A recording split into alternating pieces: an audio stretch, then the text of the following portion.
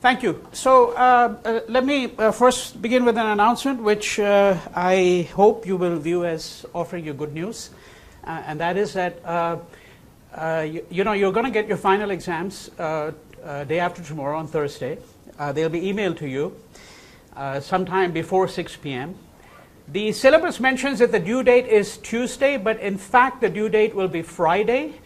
So you have 8 days to write the exam, and if you happen to have other final exams which are before that, then obviously that gives you, I think, ample time. I think 8 days is in fact exceedingly generous, so that gives you an opportunity, all of you, to write a good exam, I hope.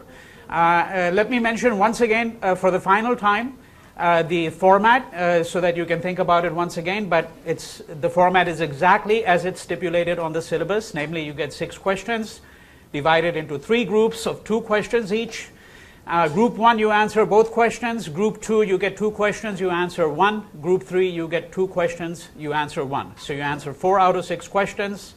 The exam will be turned in by email, so you do not have to come into campus to turn in the exam. You're going to send it to me as a Word attachment, and the directions are given very clearly on the exam. There are 2 email addresses to which you're going to send the exam, but all of that will be mentioned on the instructions accompanying the questions, and you're responsible for everything in this course from day 1 until my last lecture on Thursday. Okay? Any questions at all? You don't need to ask me questions about format, what format you should use, whether it's, whether you should have footnotes or not. I've spoken about that, and again, all of that is mentioned explicitly in the instructions accompanying the exam. Yes, Dominic. When you get the emails, are you going to send like a little email? No. The instructions say that very clearly. You just send it to two email addresses. Assume that I've received the exam, because you know what happens if you send it to an incorrect address, it will bounce back. Okay, so and do not send me an email asking me to acknowledge receipt of the exam. Right? If you've sent the exam to 2 email addresses stipulated on the exam, just assume that I've received the exam. Okay? Any further questions, mechanical questions of that kind? Yes. It's going to be due in my inbox at 6 p.m. on Friday, December 19th. All right, so you have a full 8 days to write the exam. Anything else that anybody would like to ask related to? Yeah. And you could turn it in or submit it before. Of course. Needless to say, yeah. If you get it done beforehand and you just want to get rid of that obligation, not have it weighing on you, by all means, email it earlier. Yeah. All right. Okay, so my lecture today is a continuation of what I'd been speaking to you about in the previous class, and I'd been talking to you about popular Hindi cinema, popular culture as a whole, and I had actually put forward a number of questions, such as why do the cops arrive always late in the Hindi film? What is the nature of the song?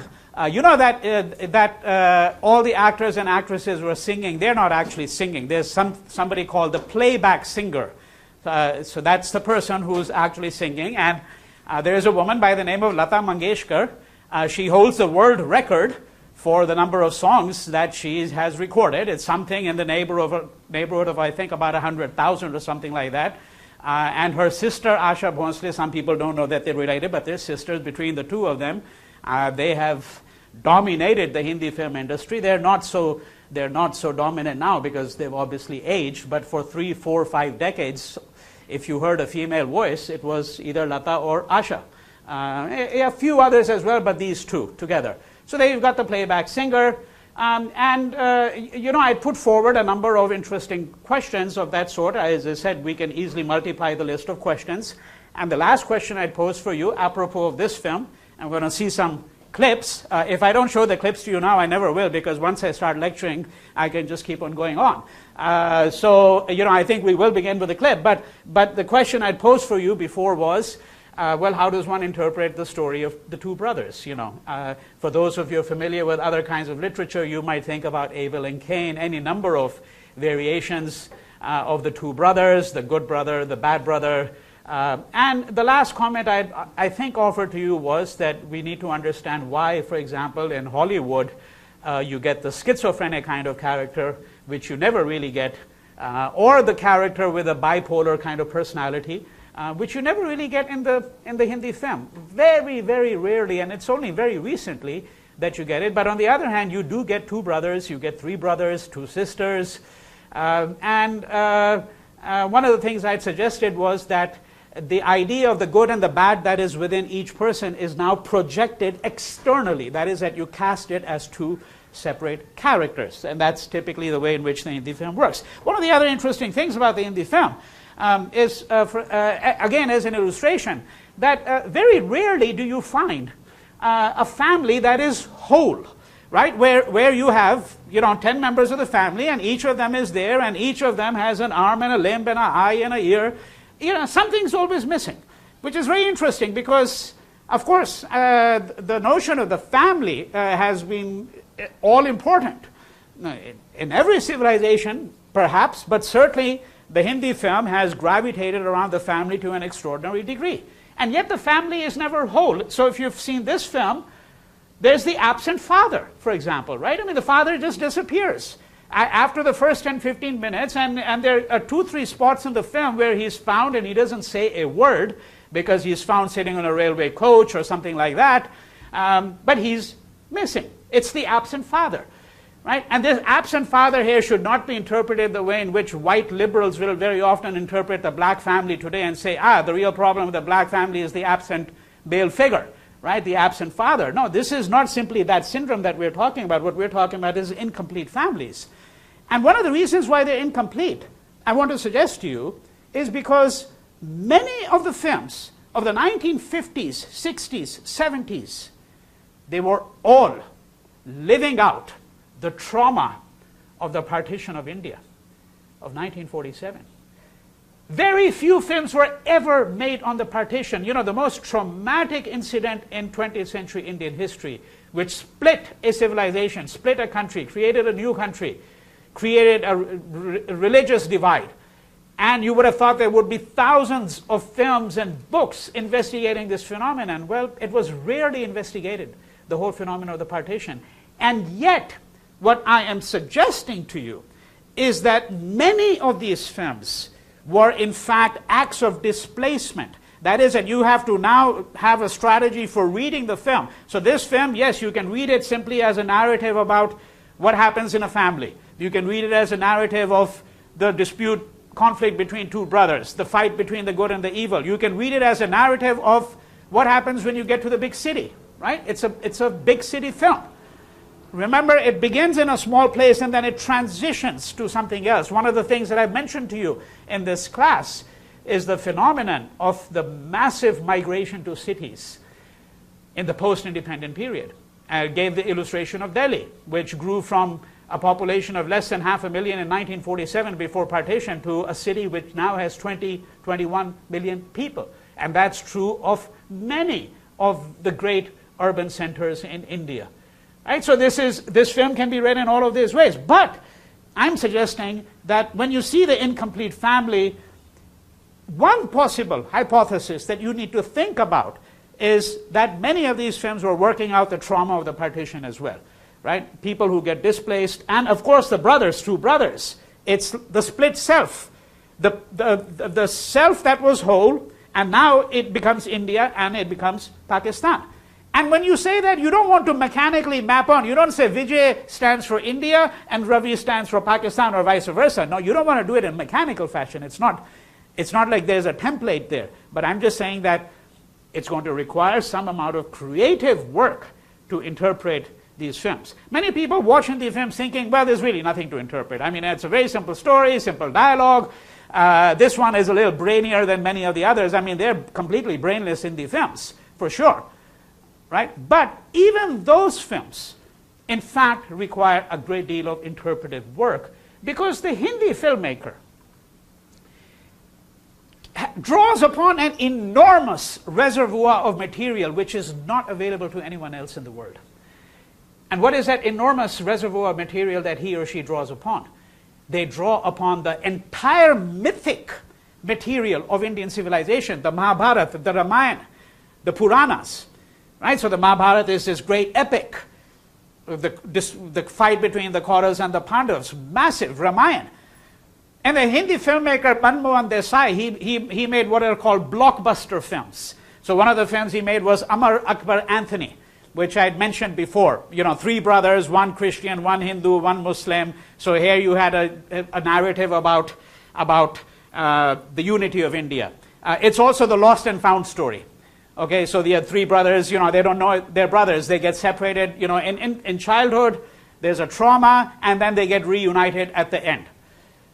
All right? And you know, and if you're saying, oh, it's not a realistic, no, the films are never realistic. That's not the material they draw upon. They draw upon this huge mythic material, and this is the material. So Manmohan Desai, this filmmaker who made this film, he was asked, what are all your films about? And he gave this astonishing reply.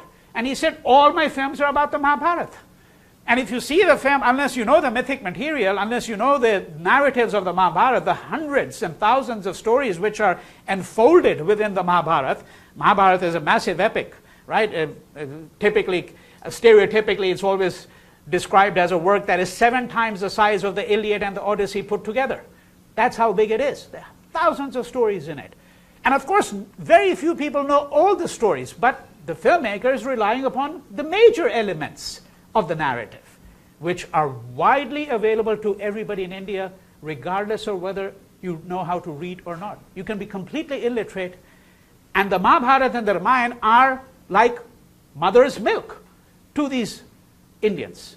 They just grow up with these stories, right? So the filmmaker, I'm saying, has this huge reservoir of epic material.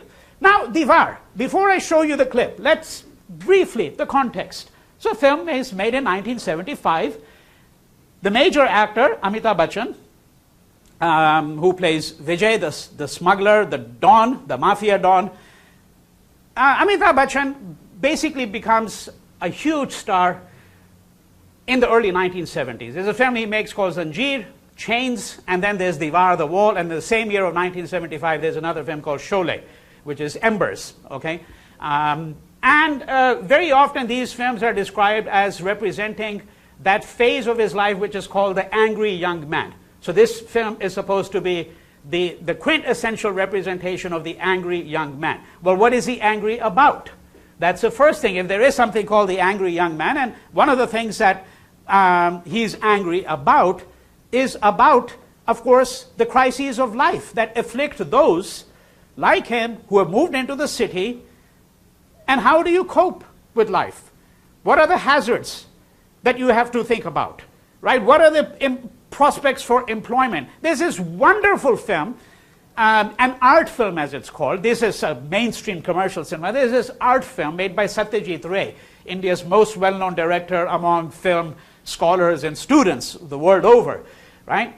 And so in one of these films, there's this fantastic scene where this young man, you know, the film is set in Calcutta in the late 1960s, early 1970s, and he goes for a job interview, right? He's got his certificates, you know, he's got a bachelor's degree in history or physics or whatever it is, and these 3 men seated behind the desk they ask him some questions at this job interview, right? One of the questions they ask him is, what is the weight of the moon?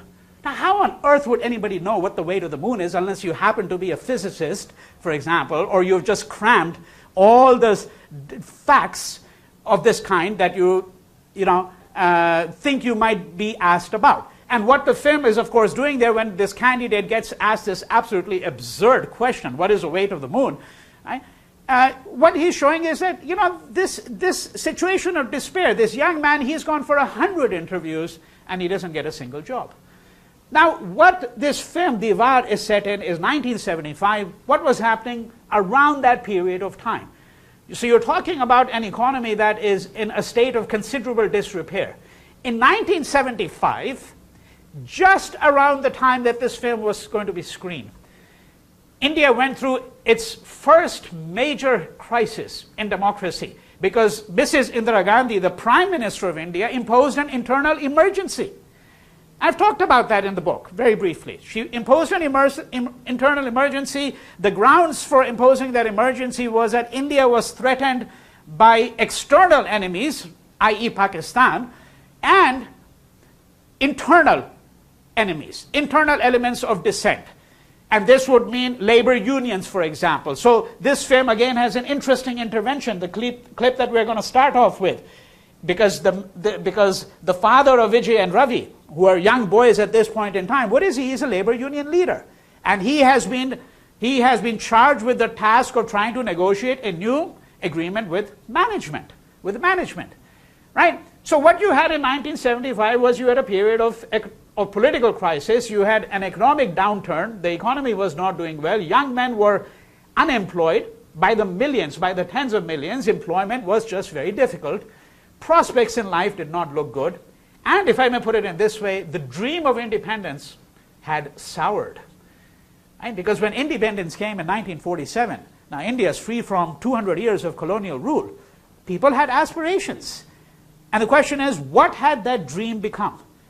Had it dissolved in front of people like Vijay? Right? That's the context you have to think of. Now, there are other contexts too. Those are contexts that if we were doing a film history course, we would certainly look at. What kind of Indian cinema did one have before?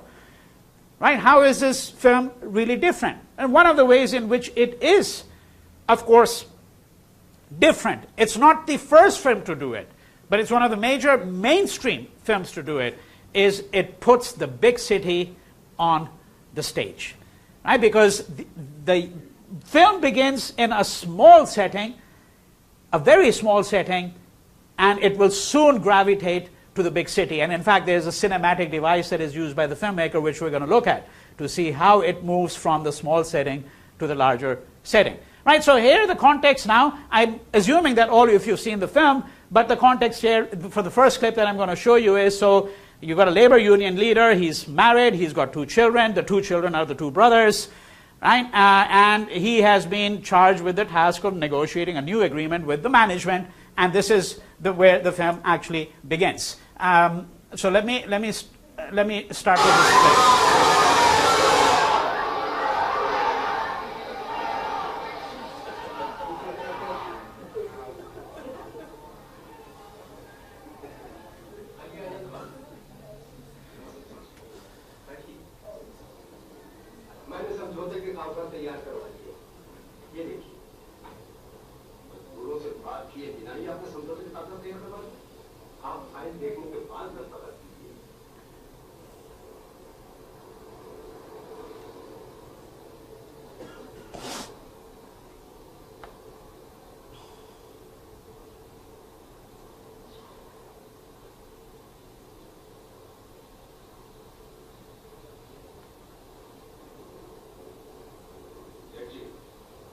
आपने ये मजाक करने के लिए मुझे अंदर बुलाया था।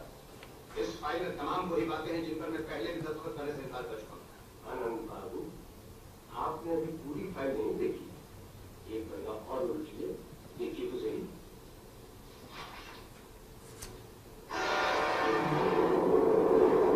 जी आनंद बाबू, मैं बिजनेसमैन हूं। मुझे भी यह कंधे पसंद नहीं, लेकिन कभी-कभी आप जैसे आदमी मुझे मजबूर कर देते हैं। मेरे टीवी बच्चे का है, जहां भी हैं, अभी बहुत आराम से हैं। और जानते हैं सेठ जी कि आप कितना बड़ा जुर्म कर रहे हैं। That's a very typical villain laugh in the Hindi film.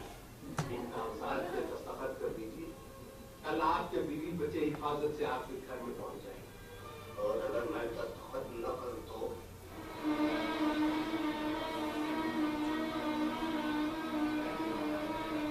और तो कुछ नहीं, सिर्फ इस तस्वीर के टुकड़े टुकड़े कर दूंगा।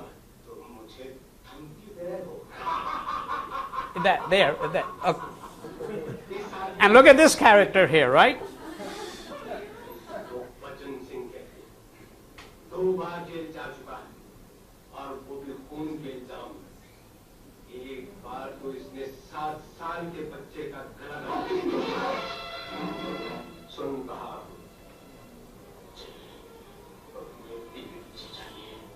और मुझे दस्तखत चाहिए। The thunder is important.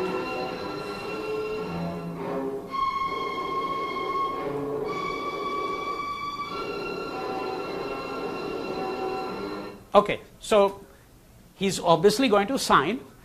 And since I've actually interpreted this scene and some others in my book at great length, I don't need to repeat everything here. But few observations are necessary. On the assumption that some of you haven't read the book and will not read it. Okay? Because I've been a student myself, so I know how things work. All right? So the few observations that are critical here are, number one, that, you know, this is not great cinematic work here that you're seeing. It's not like this is fabulous camera work, nothing of that kind. Right? I mean, although there are cinematic devices I'm going to show you later on, which you really have to know how a film is crafted, how it's edited to use those cinematic devices, and I'll show them to you later on. But the use of thunder is important because, of course, the whole scene is full of exaggeration, right? Enormous exaggeration. So there's an improbable plot, if you ask me. Most Hindi films have an improbable plot. Right? Say improbable plot. Here you know, okay, so this is the effective way that the management can think of working with the labor union leader. Oh, let me just kidnap his kids. Okay? And then, you know, okay, so now you come in and I'm going to show you this photograph. It's frankly a bit of a stretch. But you don't want to use arguments about realism over here. The use of the thunder is important because it's not only, of course, an element of exaggeration here, but the disturbances outside echo the disturbance within you. See, there is a view which is not very popular today. And of course, the whole burden of science has been to try to disprove such views. But this is where the Hindi film, in fact, couldn't care a fig about what science says. What it does is it works on the imagination of the people. It works on what it thinks is a plausible view.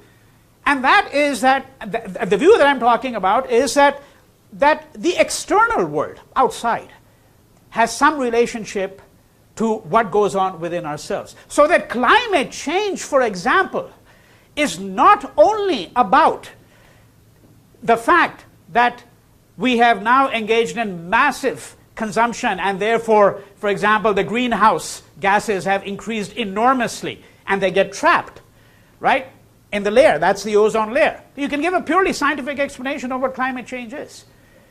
But there are some people who will argue in the Indian context that this climate change, okay, this has some relationship to our nature as moral beings, and that we have compromised our nature as moral beings. And climate change, what's happening externally, which somebody would say is a phenomenon that can be described purely in physical terms, this actually has some relationship to the moral turmoil within us. That's one reason why you get the thunder. Okay? And of course, it's a thunderous event. Then another interesting thing, for example, I might have mentioned this in passing, but now you can see it because we've got the clip. So, the pen. I used to get this essay constantly. This was a guaranteed question, by the way, when I was in school. Every school child that I knew who had gone through school in India, we always got this question. Which is mightier, the pen or the sword? Okay, that's what this is. You know, you would get this question, that the pen is mightier than the sword. Comment, interpret this question. Do you agree or not? You were all, by the way, supposed to say the pen is mightier than the sword. Because if you say that the sword is mightier than the pen, it meant that you were frankly a person of animal passions. You basically were a Hitler in the making, if I may put it this way. So you were supposed to say, even if you thought that frankly the pen didn't really matter anymore, right? You were supposed to say that the pen is mightier than the sword, right? And this is in a sense, he's saying sign, here's the pen, right? And of course, you know, somebody might say, well, there's really nothing to interpret. He's just saying sign and give me your assent.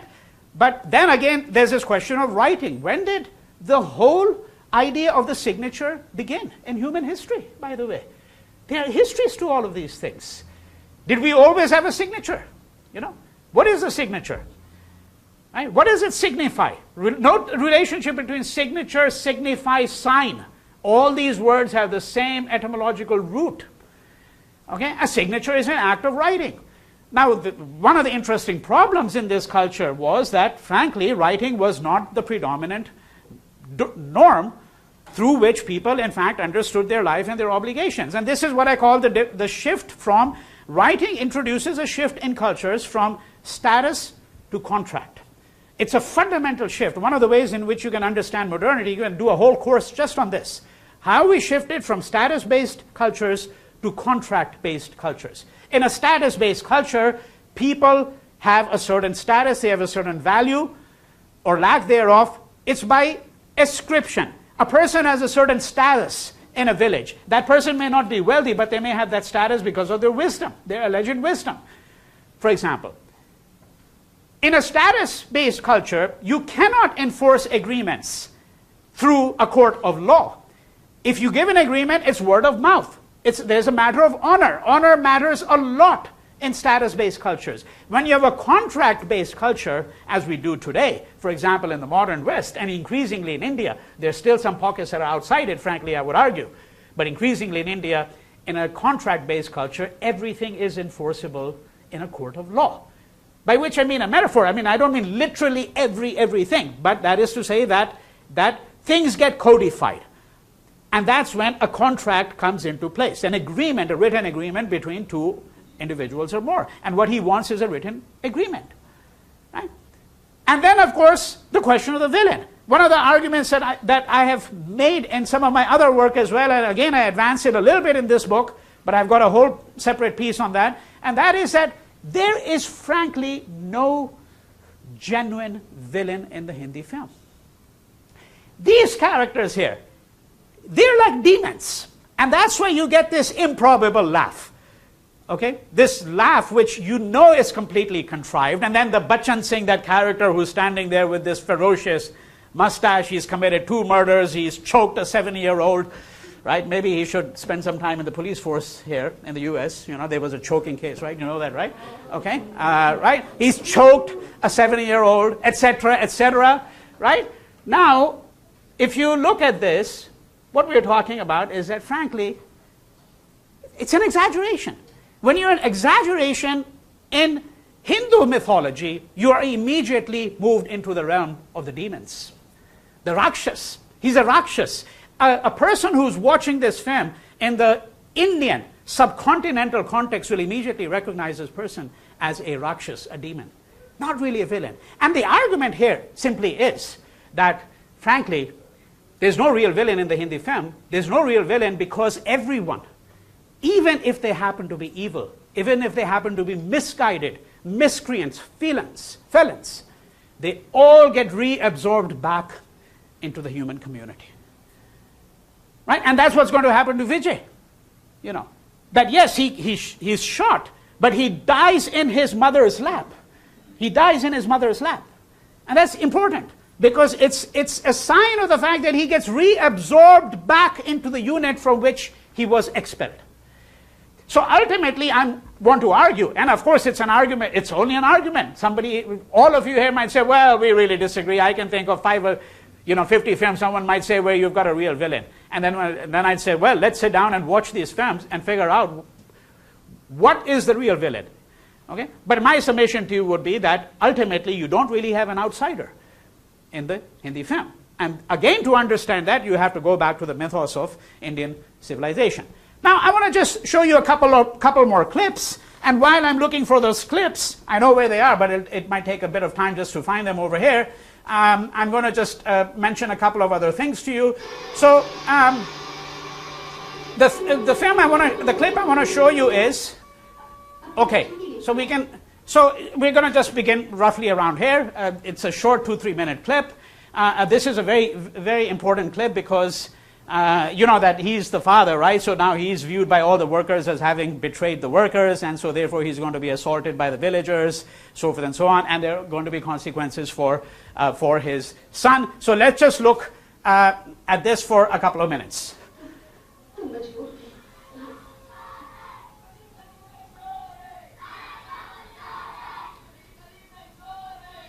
They're all shouting. It's on everyone's lip. Anand Babu is a thief.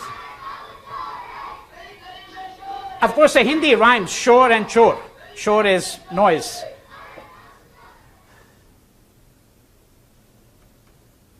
ऐसे कोई बदमाश लड़के थे। देख लेना, कुछ दिनों में लोग सब कुछ भूल जाएंगे। वो तुम्हें माफ कर देंगे।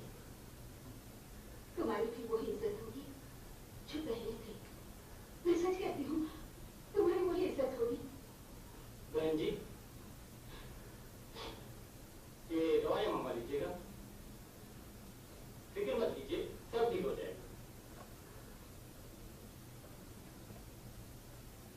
मैं दवाइयाँ लेकर आती हूँ।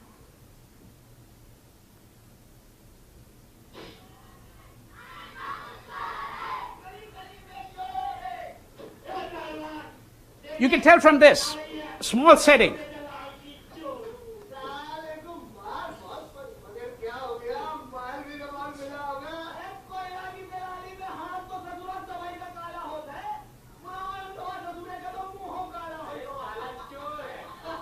Proverbs are widely used, and in Hindi, Urdu, widely used. So he's disappeared. This is the father who's gone now.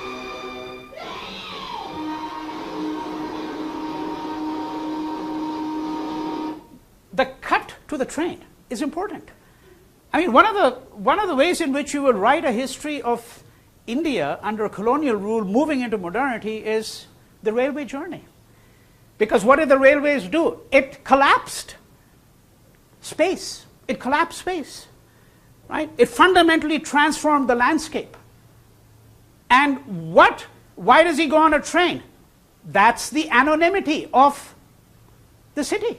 He's just going to go somewhere where he's not known, where the caste doesn't follow him, history doesn't follow him, nobody knows about the background. Of course, he's evading his responsibilities as a father, as a husband, so forth and so on. Right? But this constant sound of the train at pivotal moments is one of the ways in which you would track what's happening in the plot. Okay?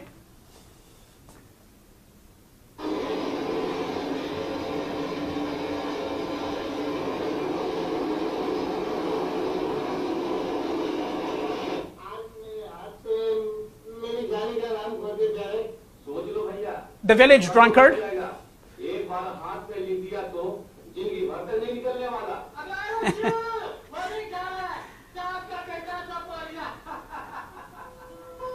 The drunkard is often encountered, in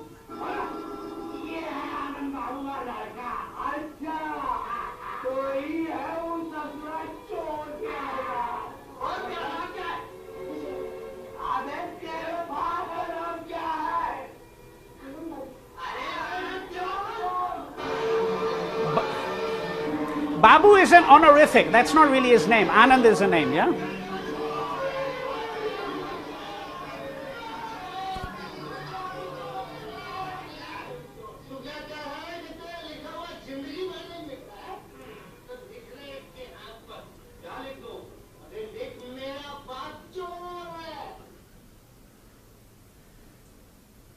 So here's the second son, the quiet, obedient policeman in the making, right?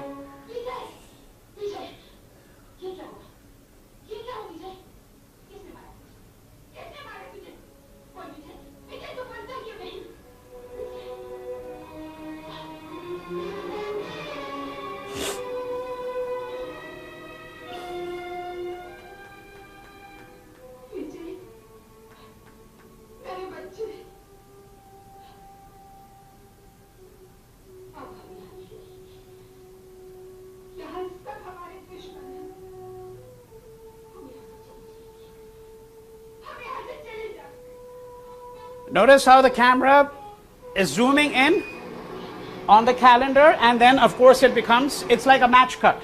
If you were doing a film, this is what would be called like a match cut, and now it's become Marine Drive, which is one of the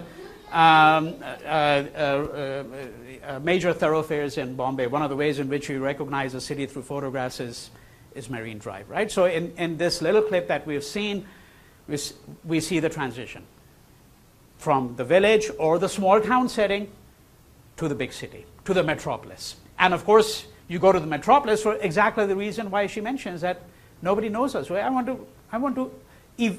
to run away from my history, from my liabilities. You go to the big city, you become anonymous, you create a new life for yourself. Right? And this is, of course, the major story of modernity. One of the principal stories all over the world of modernity. I mean, if you look at China, the enormous transformation that is taking place has a great deal to do with the building up of huge urban areas. And that's what's being echoed here in part. But then one of the things that we were interested in is obviously the tattoo on his arm, because here again you have an act of writing. And that's one of the problems with writing. Writing is ineradicable. Right? Now, I mean, one will have to obviously now, reformulate some of these arguments, because in the light of very recent digital technology, all kinds of things have happened which will make one rethink the status of writing itself. But by and large, the difference between orality and writing is, I think, very transparent to people who have looked at what that shift signified in human history. And in part, this is what is happening in a scene such as this one. Okay? Any questions up till this point in time regarding the clips that we've seen? I want to show a couple more clips, and then I'm going to move to, again, a more general discussion of Hindi cinema. So the next clip that I'm interested in is a clip where this is much further into the film, where Vijay is now already in the in the pay of the actor here is Iftikhar, so he's the Don, right? This person over here, and he's going to ask him to join his organization, and we want to just see what happens in this particular scene over here. Okay.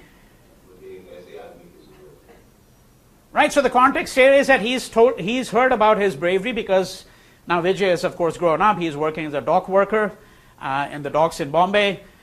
He's got a smuggling organization, and he thinks that Vijay, in fact, might be a very good man. Yes? Yeah, the warehouse fight scene, yeah. Yeah.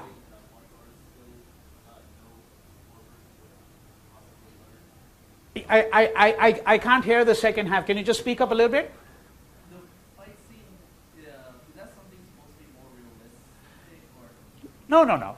You see, of course, because, taking on 5, 10, 15, 20 people, right? And then, of course, the drama there that he says that, I'm going to take the key out of your pocket and open that lock. I mean, this is an element of exaggeration.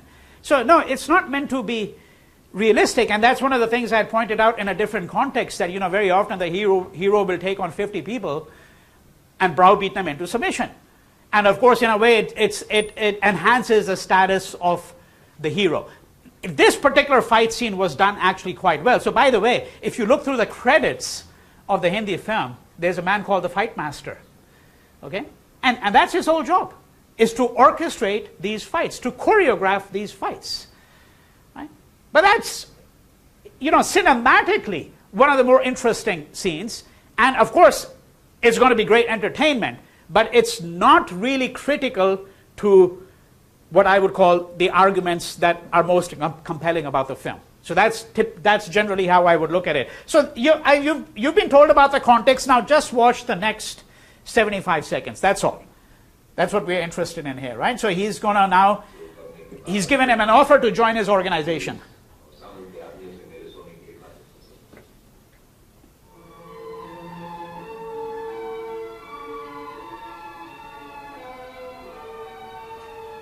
So he's in a skyscraper. You'll tell, because he's going to be looking down, and that's what I meant, from the footpath.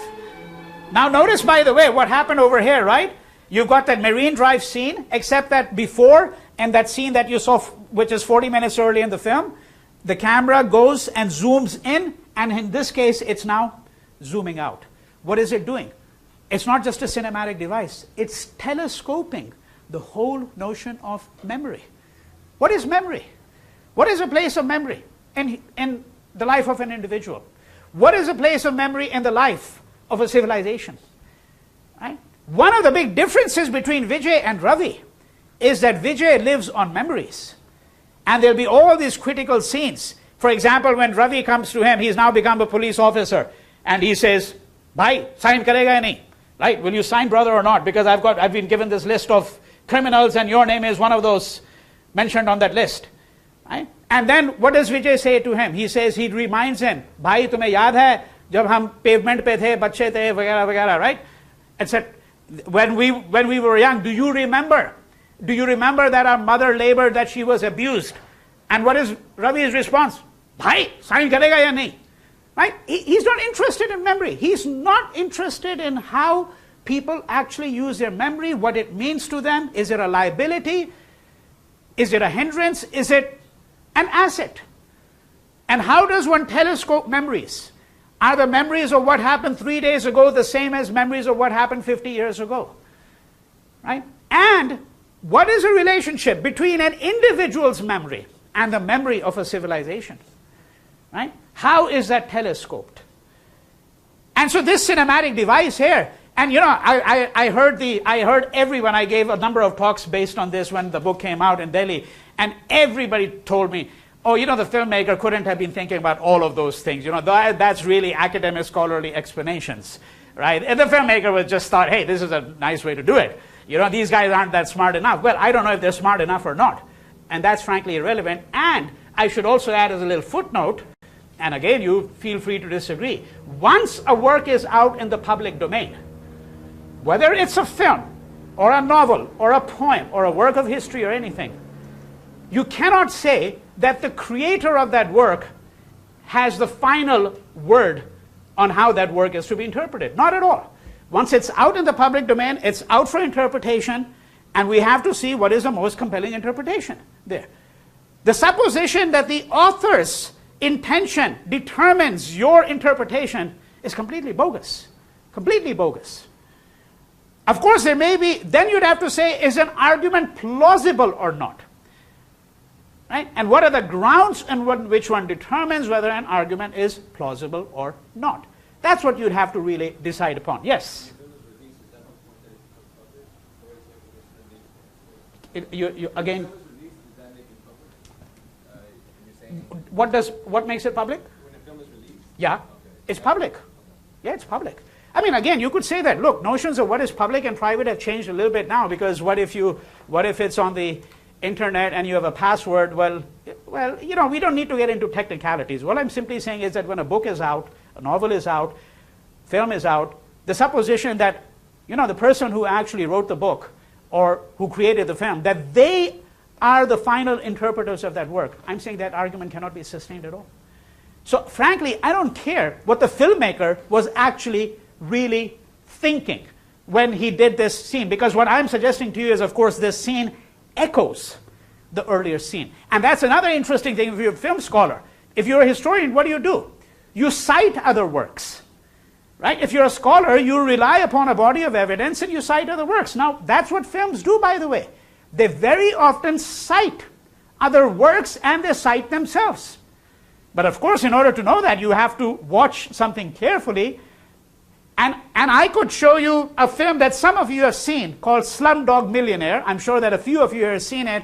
And I could show you exactly where scenes from 10 different Hindi films have actually been quoted in that film. Right? That's how you would do the work of interpretation. But here it's very clear, because it's the same scene effectively, except that the cinematic device is now the reverse. That there on the calendar, there's a calendar on the wall, the camera zooms in on the calendar now becomes the scene. It becomes the street. That's the match cut. Here, you've got Marine Drive, and the camera is now not zooming in, it's zooming out. And of course, it's also the difference of the perspective between the footpath and the skyscraper. And of course, what is the story of Vijay? It's a story of someone who went from the footpath to the skyscraper. Right? So we just continue with this for 10 more seconds. So there, that's the end of the zooming out. Yeah? And there's this scene now. We're going to see the end of that. So here's a memory, by the way. Right?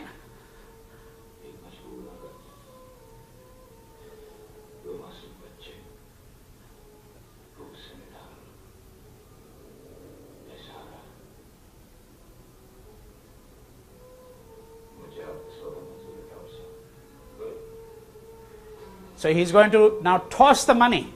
And this is the famous line.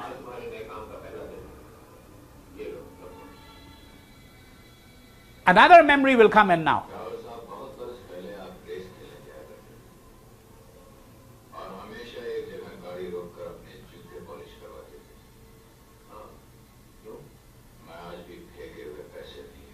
Everybody knows this line in India. If you say this line, everybody knows it. And one of the things that's happened, of course, with the Hindi film is these dialogues have become completely autonomous from the film.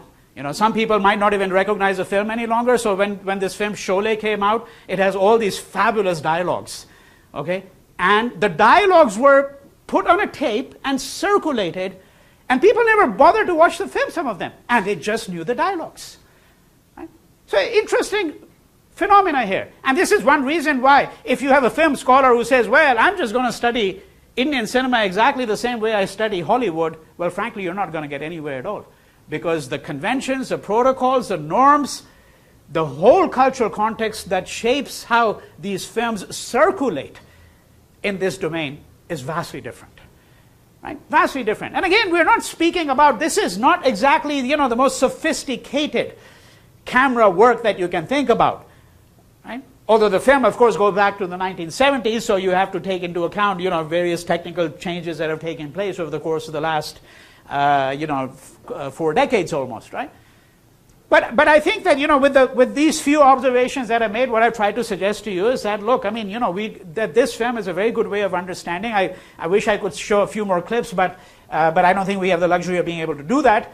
That this film it enables you to understand quite a bit about what's happening, in India in the 1960s, 70s, moving into the 1980s, the whole culture of the city, the problem of the angry young man, the transition from the village to the city, what happens when cultural norms get drastically changed, when writing, for example, becomes much more common, when things move from status to contract, right? So forth and so on.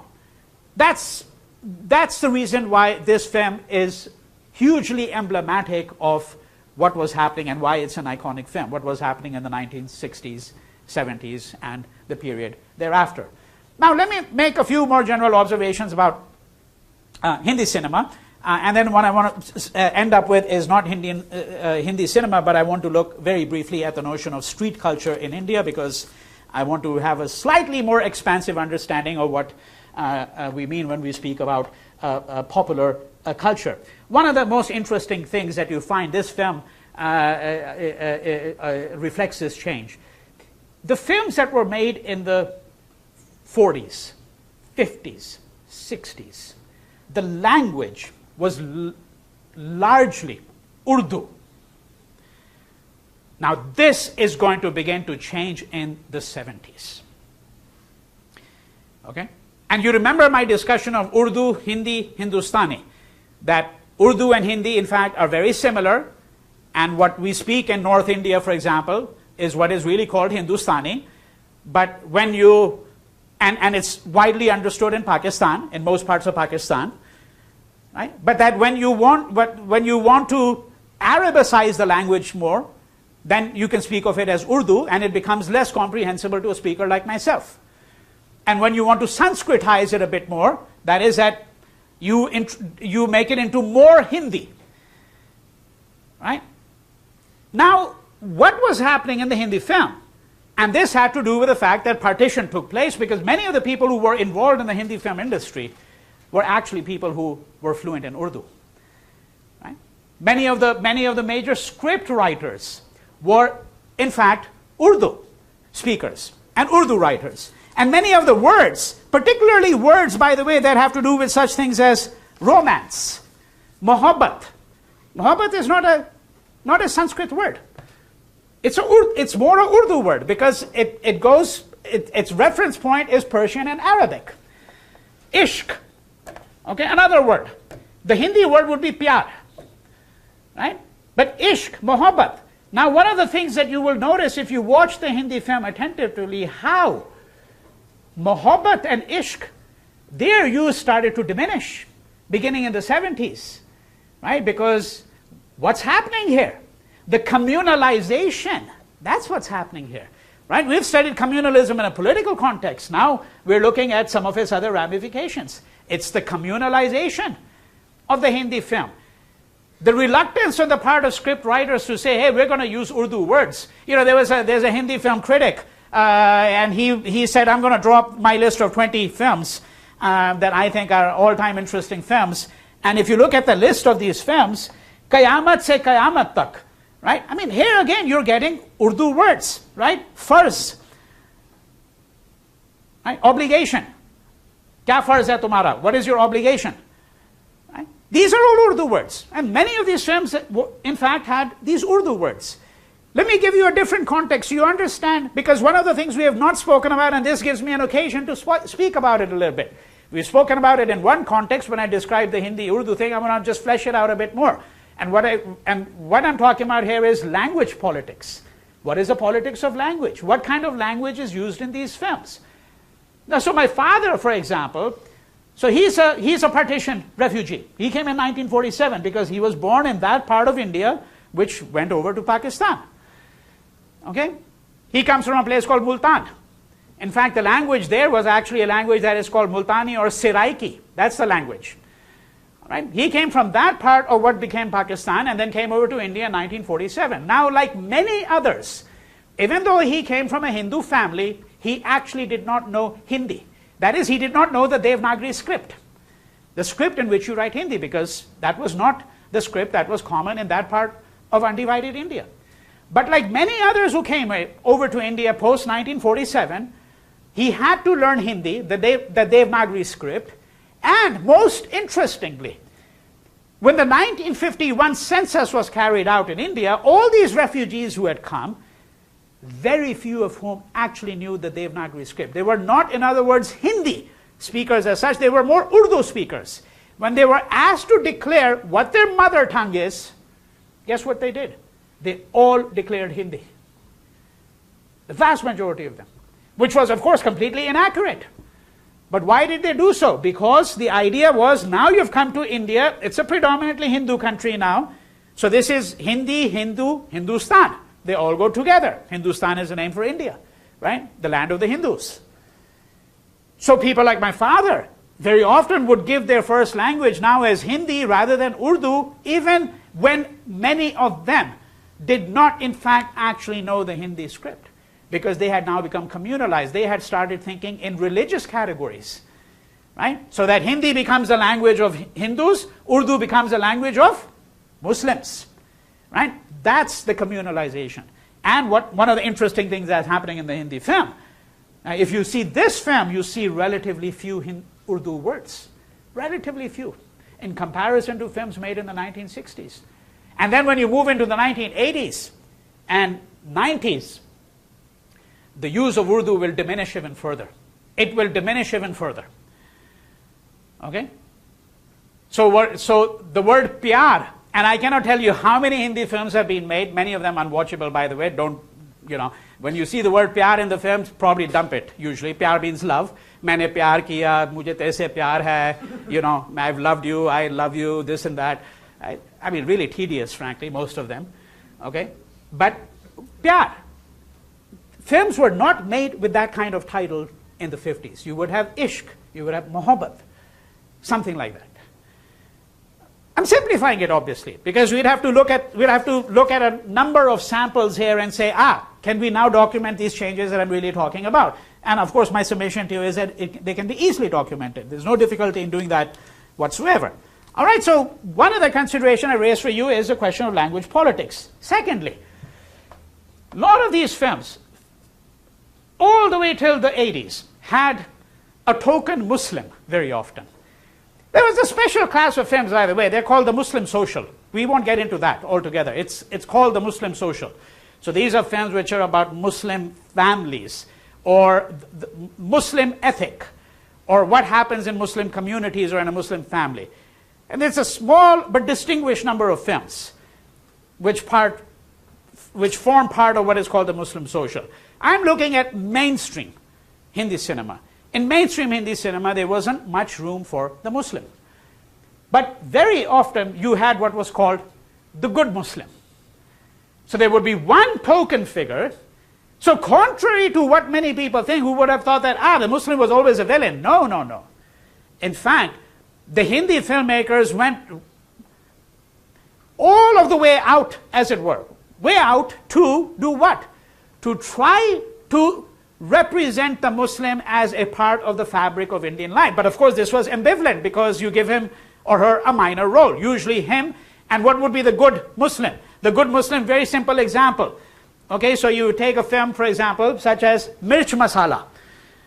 Right? Mirch Masala is a film made by Ketan Mehta. And in this, the good Muslim is this man who's in his 60s, he's got a flowing beard. That's one way in which you recognize the Muslim. And he looks upon all women as his daughters. That is, that you honor them, you protect them, so forth and so on. Right? The good Muslim never has any lust for a woman. Never. Right? You see, so it's a different kind of exaggeration, a different kind of stereotype. One of the things that happens in the Hindi film, beginning in the late 1980s, the good Muslim begins to disappear. And one of the reasons why the good Muslim begins to disappear is because the Hindi film is to some extent a barometer. Okay, so there was this question about realism, is this scene realistic or not? A particular scene may or may not be realistic. For example, that scene in the warehouse. But the Hindi film taken as a whole is a barometer of what is happening. It gives you some sense of what is happening in that culture, in that society. And one of the reasons why the good Muslim begins to disappear, beginning in the late 1980s, is because, obviously, Muslim geopolitics starts to become of critical importance. The fight in Afghanistan, the jihad in Kashmir, right? The secessionist movement in Kashmir, the whole rise of the so-called Muslim terrorist, the Muslim terrorist figure who didn't exist in the Hindi film in the 50s, 60s, just didn't exist at all. And now, by the 1990s, there were dozens of films with the Muslim terrorist, right? So on the one hand, you cannot be making, obviously, all of these films about the Muslim terrorist, and then on the other hand, have the good Muslim. And that's what I mean when I say that the Hindi film is a barometer of what is happening in that society, how politics have shifted. And finally, just to give you a couple more illustrations of some of the changes that have taken place, films made in the 40s, 50s, 60s, here again, Diwar is a transition point. But films made 40s to early 70s, they were largely set in the Indian village. Beginning in the late 1970s, the city becomes dominant. By the mid-1990s. The village has disappeared from the Hindi film, which is astonishing because, of course, India is still made up of rural India to a substantial degree, right? Not that everybody is a peasant or a farmer, obviously, but rural India still accounts for the bulk of the population of India. The figures are now slowly changing, right? So for the first time in the last census, more people were added in urban India than in rural India for the first time, according to the census of 2011. But we're talking here about 1975 here. And we're talking about what happened in this late 70s, 80s, 90s, the first decade of the new millennium. And what happened was the village had completely disappeared. And when it disappears, one of the things it means, frankly, is that people have banished the village from their mind. They look at it as some place that's backward, medieval, a place that you want to forget. But of course, when you do that, it also means that you have banished all the people who live there from your mind as well, from your sensibility. Right? So dramatic shift. And what came in place of the village? Not just the city, something else came. For those of you who know the Hindi film, if I mention it, it will immediately ring a bell, I'm sure. What came in its place was the diaspora. Beginning in the mid-1990s, a lot of Hindi films began to be set in the diaspora. So the classic illustration, I'm going to give you the acronym. All these long Hindi films have acronyms. It's called DDLJ. Just type in DDLJ in Google and you'll see what happens, right? Okay? Dil Wale Dulhaniya Le Jayenge. Right? 1995 film. Crucial. Why? Because the first half of the film is what? The first half of the film is now set in the diaspora. And then the second half of the film, interestingly enough, goes back to India and goes to the village. Which, of course, only an NRI can go back to the village. Right? Nobody in India wants to be in the village. They all want to go out. But here, the village is the space that you imagine when you're sitting here. As an Indian who's been living in the diaspora, and in fact, DDLJ shows that. He says, I can smell, I can imagine the smell of the mustard fields of Punjab. The earthiness of the soil there, right? It's the imagining of what the village was like. And so in DDLJ, the first half of the film is set actually not in the US, it's set in Britain, in fact. A lot of the diaspora films were mainly the US. Good example, Pardes or Jeans. Both of them very, very mediocre films, but worth watching simply to understand what's happening in the Hindi film. Why has it gravitated towards the diaspora? It's gravitated towards the diaspora because all your urban middle class Indians, their great desire in life is to all come to the US. And if you can't go to the US, then you go to Britain. If you can't go to Britain, then you settle for a place called Canada. And if you can't go to Canada, then you settle for Australia. You know, that's the pecking order, basically, right? Okay, and then if not Australia, then New Zealand. There are 5 English-speaking countries, right? So, this is the pecking order. The top choice, the US. The American dream, live it out, right? They all want to do that. So what's happening here now? What's happening? And that's the reason why this Hindi film is now shifting to the diaspora. Because it's only speaking to the urban people, you see. It's only speaking to the urban people. And this was going to be the dramatic shift. And we're not even looking at economic considerations such as the market in the diaspora, so forth and so on. Those are obviously important considerations because the Indian population in the US starts to grow phenomenally. Right? Phenomenally between 1965 and obviously the present. Now you're talking about a little over 3 million. In 1965, I don't know how many of you know how many Indians there were in the United States. In fact, Indians were not even permitted in the United States. Right? If for those of you in Asian American studies, you should know about the alien laws, right? The exclusion of Asians from the United States, all Asians for a period of time, and then 1965, we're talking about 4,000 or 5,000 Indians in all in the United States.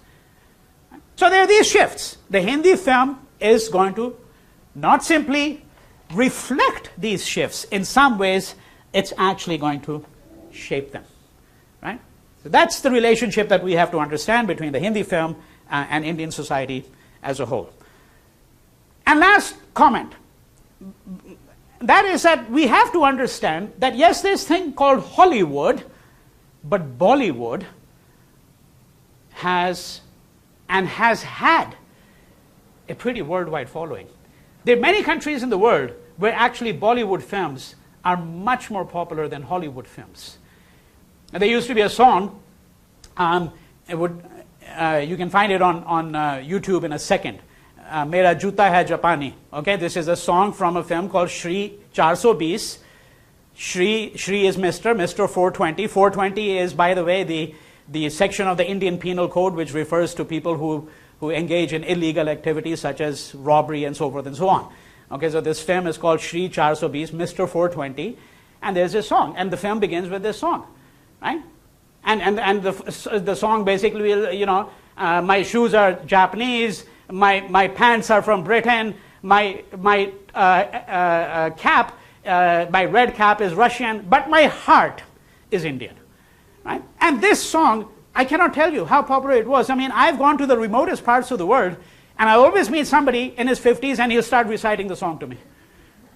I mean, you go to places like Moldavia, you haven't heard of it, right? Moldavia, Ukraine, okay, Croatia, not to mention, of course, places like Dubai and Saudi Arabia, so forth and so on. In the Middle East, Hindi films were and remain exceedingly popular. One argument, of course, was that, well, there are restraints. You're not going to show women in parading around in the nude. There's some degree of modesty and decorum, and therefore these societies say, well, this is more appropriate for our societies. We're not going to get into all of that discussion. But I'm just saying that these are some of the reasons why that have been advanced or why Hindi films are immensely popular. All over East Africa, West Africa, the Caribbean, immensely popular. So it had a worldwide following. Iran, I was in Iran some years ago, and I was astonished to find how many people knew Hindi films, right? But again, only a few iconic films remained with them, and these were films that went back to the 1950s, 60s, and so on. Okay, any questions about this? I get time for one question. Yeah.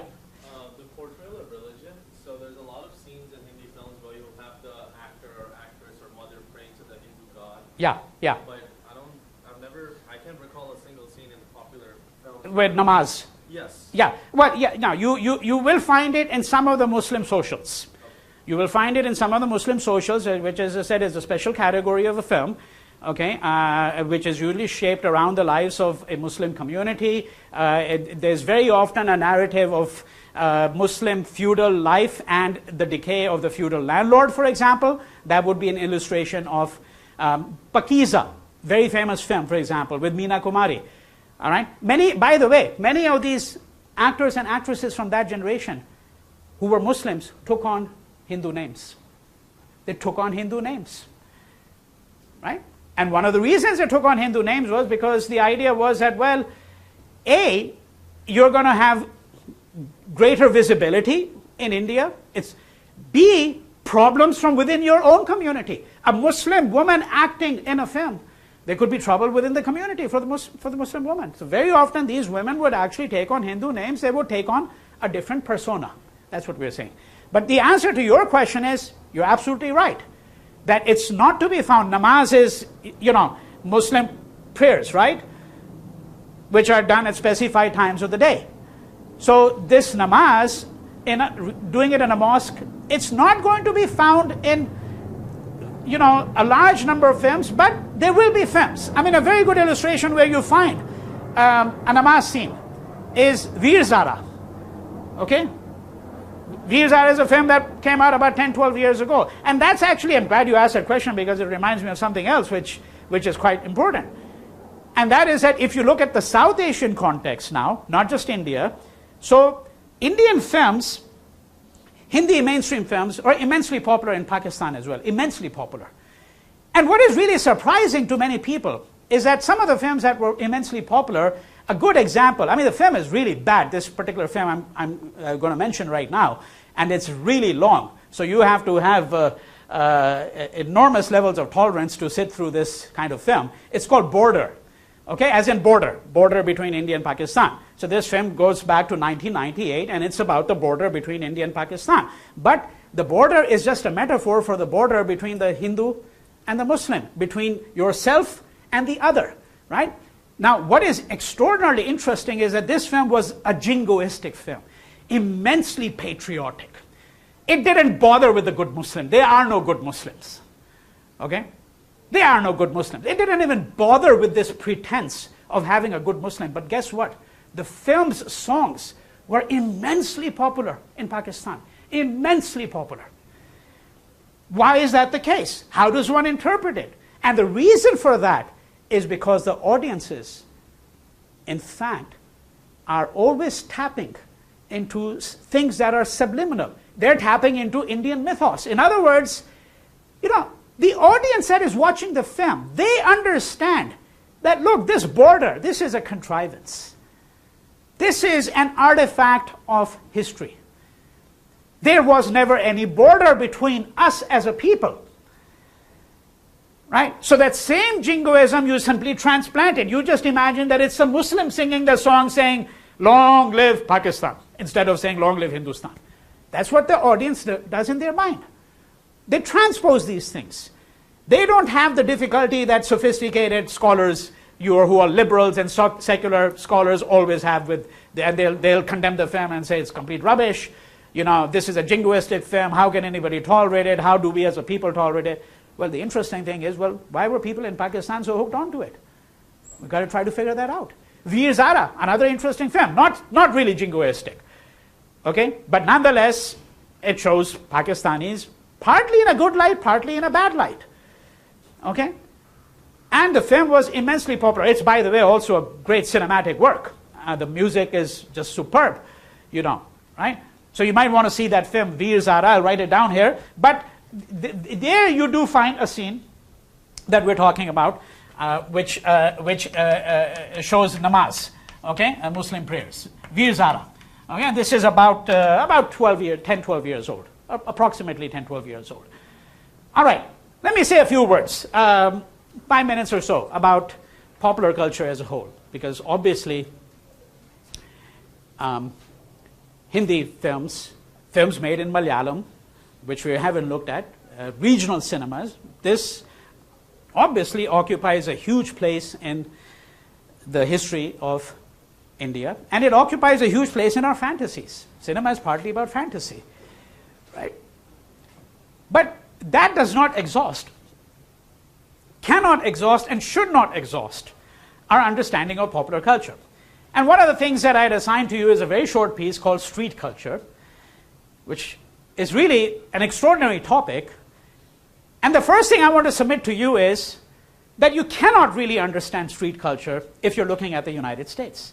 For example, Los Angeles does not have street culture. I'm sorry. If somebody thinks that 3rd Street Promenade in Santa Monica is street culture, all right, well, they don't know what street culture is. But that's not an answer. That's not obviously an argument, because somebody could say, well, why isn't it, right? And then, of course, we could say, well, that has to do with urban redevelopment. You know, that a street culture is where things develop organically. It's not like you plan to go out from where I live in Encino, let me take my kids to 3rd Street Promenade because they shouldn't have lived in LA for 18 years and then have said to somebody that, hey, we never went to the 3rd Street Promenade, right? Which is supposed to represent street culture. Right? Street culture is a mode of life. It's a mode of living. It's not just a street that you mark and say, pedestrians only, no cars on this little stretch for 3 blocks, right? Which is what 3rd Street Promenade is. Urban redevelopment, right? Bring in all the yuppies, you know, put in a few Starbucks and Chipotle or whatever and some higher end, you know, stores, and that becomes street culture. No, it isn't. Right? Street culture, as I said, is a mode of life. It dissolves, number one, the distinction between public and private, especially in India. And that is why that piece by Arjuna Podrai, very simple piece in some ways, but extremely sophisticated, because he's able to pinpoint some of the things that are happening on the street in India, right? So you go to walk down a street, and it's not just that you're going to find street food. Of course, one of the things that makes for street culture is street food, and a variety of street food, right? But one of the things you'll find is, all right, somebody there, he's willing to cut your hair in front of everybody. He's willing to clean your ears, poke something into your ears and take out the wax, right? There are people who are actually taking a bath on the street, because you may have one of these, you know, it's I forget the word for it. It's a kind of a tap, and you have to you know, push it, the lever. You have to push the lever, and then water comes out. It might be the only tap for, let's say, 3 blocks of that street. And people will come to collect the water, and they'll take a bath, right? And you can see that happening right in front of you, right? And what is happening there? It's not that these people are shameless. You know, somebody might think, oh, well, there's no sense of shame. No, quite to the contrary. The fact that they have shame is one reason why they'll always leave their underwear on while they're taking a bath.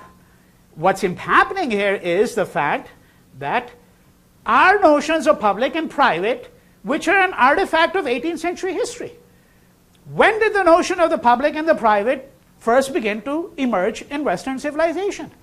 When did we say there were certain things that were public and certain things that were strictly private? It's an 18th century distinction. It comes about with the rise of the subject and what we call subjectivity, right? Just as pets start to become dominant in Europe only in the 18th century. And in the Indian street, what does it do? It dissolves this distinction. They're animals on the road, but they're not pets, right? So just go into Google, just type in street scenes, Old Delhi, street scenes, Agra, just see 3 videos of 1 minute each, and you'll see exactly what I'm talking about, right? There are people who are doing all these activities, there are animals on the road, and what we're saying is that what street culture does is it dissolves the distinction between the public and the private. It's a mode of life, it's a mode of living. It's a different kind of space that we have to think about. Now, I haven't been able to flesh this out, but I'm just wanting to give you a little bit of an idea. And one last comment I want to say about that, because in my next lecture, what we'll do is we'll be looking, obviously, at the readings for this week. I want to really take us to the era of globalization. I want to look at what we mean when we speak about India in the modern world. What is the relationship between India and the modern world and the whole fabric of globalization? What about India's aspiration to be a great power? Right? What about the fact that India is a nuclear state? Right? What are the anxieties that we have as a people today?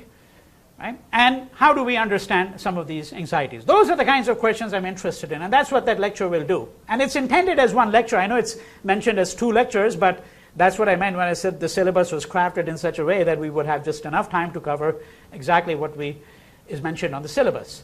But my last comment for today, as far as street culture and all of that goes, and I just mention it again for you to reflect upon it. Many people here in the West will assume, given the rates of poverty in India, the fact that poverty is endemic, that there are hundreds of millions of people living in poverty. Many people will assume that India has a great many homeless people. Now, I want to suggest to you that this is an excellent illustration, whether you accept the argument or not, but the idea is for you to think about it. It's an excellent illustration of the problems of using the categories that have developed in the context of Western history and then applying them automatically, unthinkingly to India.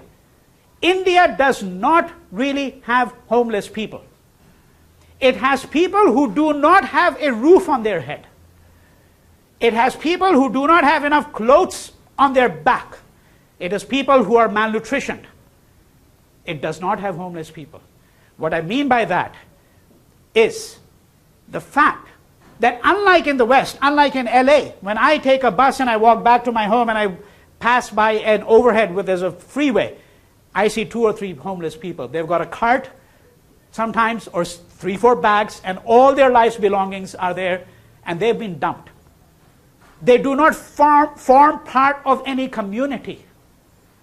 In India, even the homeless form part of a community. That is why we do not really have homeless people. We have people who do not have houses. That's different. They do not have a shelter on their roof. But when they sleep on the pavement, they'll sleep on the pavement with 10 other people. And those 10 people together form part of a community for them, which is important. The homeless in America are usually without a community of any kind. The category of the homeless is an invention of modern industrial civilization. And we should be extremely wary of trying to simply use the categories and assume that the 300 million plus people in India who do not have a roof over their head, that they are, quote, homeless. Okay, and that's one of the things that street culture does. It facilitates the acceptance of people who may not have a roof on their head, may not have clothes on their back, and all of that, but nonetheless are still part of a community. All right, we're going to stop with that.